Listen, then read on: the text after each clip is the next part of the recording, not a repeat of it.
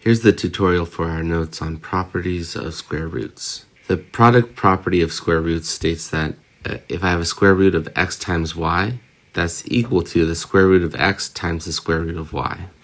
Examples that make it clear would be the square root of 45 is equal to, because 45 is 9 times 5, I have the square root of 9 times 5, which is the square root of 9 times the square root of 5.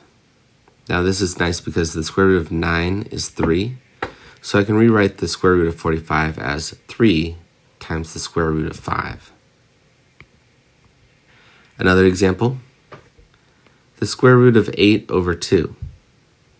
Now the square root of 8 is equal to the square root of 4 times 2, which is equal to the square root of 4 times the square root of 2.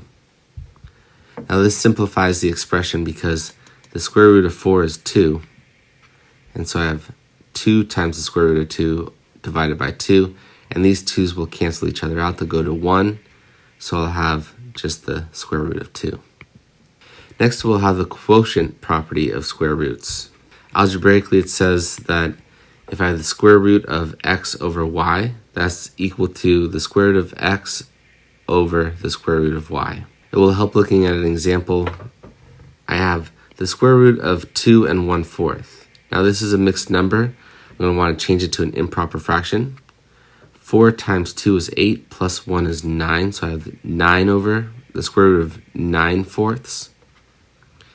Now I'll take, instead of the square root of a fraction, I'll take the square root of the numerator over the square root of the denominator. So I have the square root of 9 over the square root of 4. Now both of these are perfect squares, so I have the square root of 9 is 3, and the square root of 4 is 2. So I have 3 halves. You could also rewrite that as a mixed number to have 1 and 1/2. Let's try some more sample problems, and we're going to simplify. Our first one is all multiplication.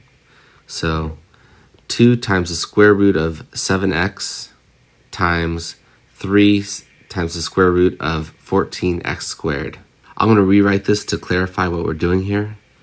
This will be 2 times, instead of the square root of 7x, I'll have the square root of 7 times the square root of x.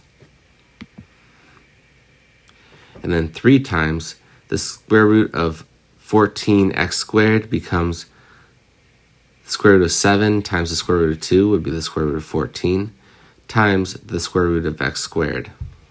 Now we'll want to take all the whole numbers and put them, so I have 2 times 3, and then the square root of 7 times the square root of 7 becomes just 7, and the square root of x squared becomes x, then times the square root of x times the square root of 2.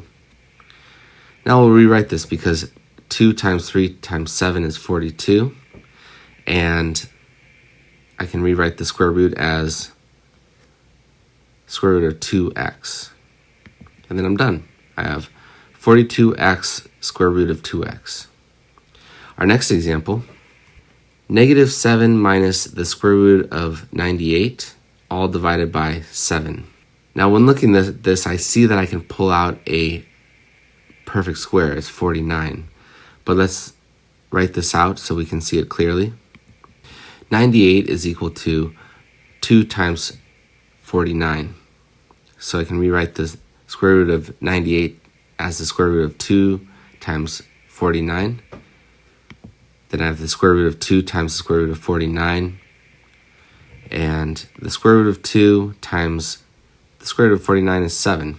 So this simplifies to 7 square root of 2. And put that back into our expression in replace of the square root of 98. Now 7 divides both of these, so I'm going to be doing negative 7 over 7 and minus 7 times the square root of 2 divided by 7. Now I can divide these nicely, so I will.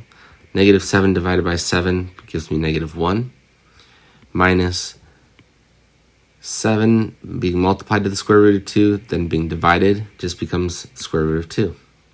And that becomes my answer. Please be kind to yourself, be kind to others, and I hope you have a great day.